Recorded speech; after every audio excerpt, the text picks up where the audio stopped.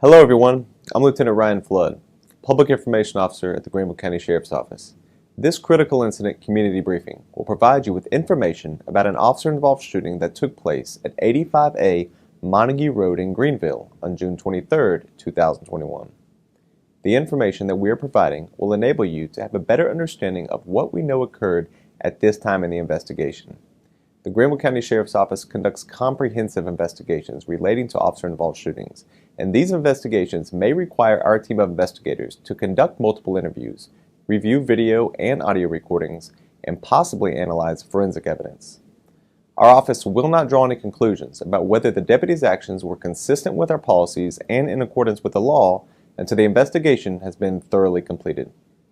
It is important to note that during the course of the investigation, our understanding and determination of the incident might change in the event new information is brought forth and new evidence is discovered. A brief disclaimer: the content you are about to see and hear may be disturbing to some viewers. When deputies are put in a position that requires them to use physical force to effect an arrest or defend themselves against an attack, the actions can be graphic and difficult to watch. Additionally, some of the language heard in this video might be viewed as strong and offensive. Viewer discretion is advised, especially for young children and sensitive viewers.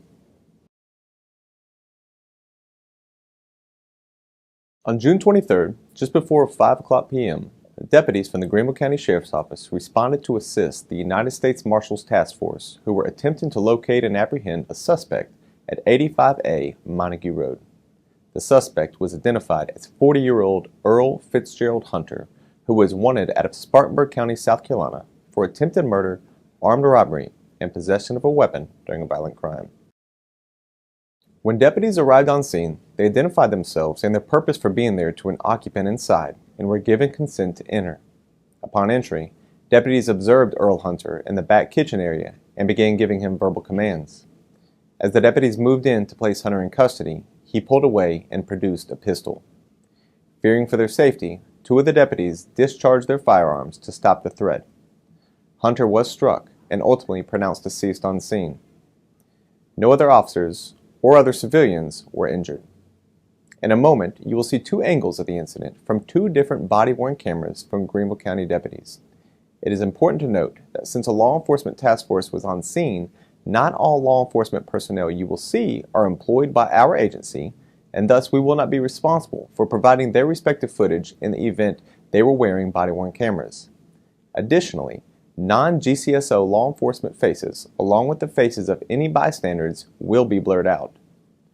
During some initial portions of the video, you may notice an obstructive field of view which is caused by a deputy's inadvertent arm coming into the view of the camera as he is attempting to position his firearm.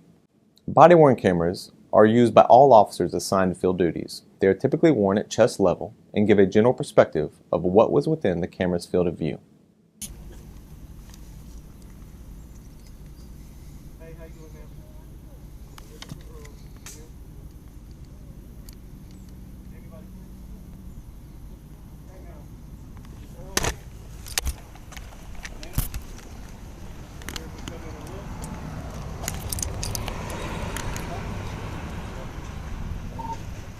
They're saying he's not here. 538 if you're trying to raise me here. Low volume. Hands!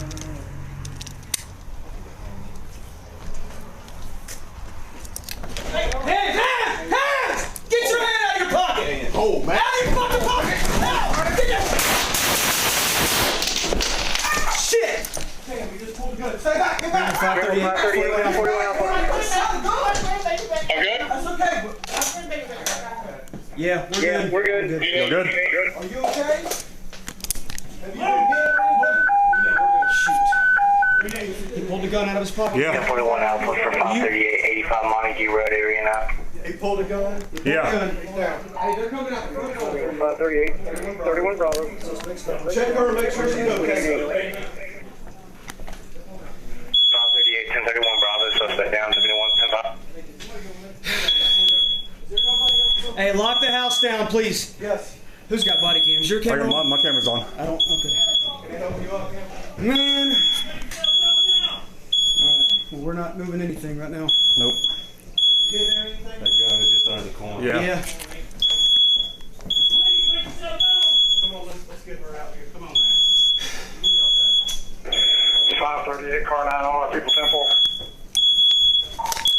Yes, sir. Yes, sir. You want to get You want to get hands on? You put a gun on it?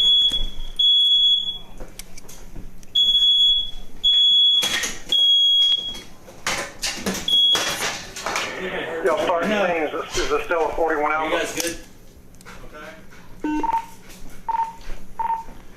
No, we're good on the 41A. We got enough on the scene. We got enough to hold it for now.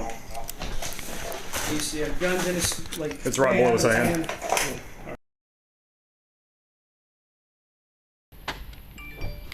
Don't come to me. I'll come to you.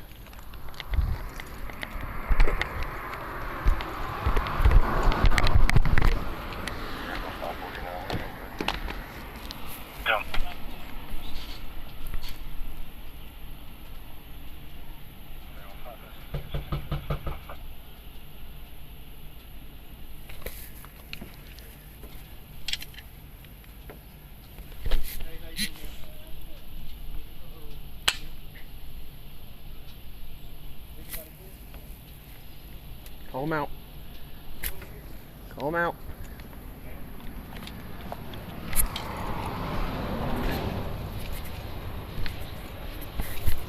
$90. 538, if you're trying to raise me here, low volume.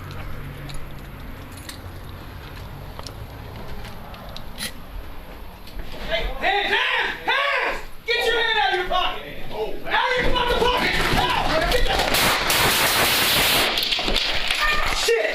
Damn, you just pulled the gun. Stay back! Get back! Get back! 41 ounce. That's okay. I got it. I got it. Just get him and get out. Are you okay? Have you been hit or anything? Yeah, we're good. During the next several minutes, deputies secured the scene and waited for EMS personnel to arrive at their location, at which time they pronounced Hunter deceased. Agents from the South Carolina Law Enforcement Division were requested to investigate, and the suspect's loaded 9mm high-point pistol was located under his hand and subsequently collected from the scene. As of the release of this video, it is believed that 2 deputies with our agency discharged their firearms. No other officers or the suspect fired their weapons. Hello, I'm Sheriff Hobart Lewis. Consistent with any officer-involved shooting, the South Carolina Law Enforcement Division, along with the 13th Circuit Solicitor's Office, will continue investigating the facts to determine if the deputy's actions comply with state law. In an internal and separate investigation, our agency's Office of Professional Standards investigated the incident to determine if the deputy's actions were consistent with strict guidelines and standards set forth in the Sheriff's Office use of force policy. As of the release of this video, the deputies have been cleared after the investigation concluded that their actions to use deadly force were justified under our policy. If you would like further information on our use of force policy, please visit our website at gcso.org and click on the General Orders link found under the Resource tab. Please remember that our goal in providing this information is to give viewers a better understanding of what occurred during the incident, an incident that we believe the community has a vested interest in learning about.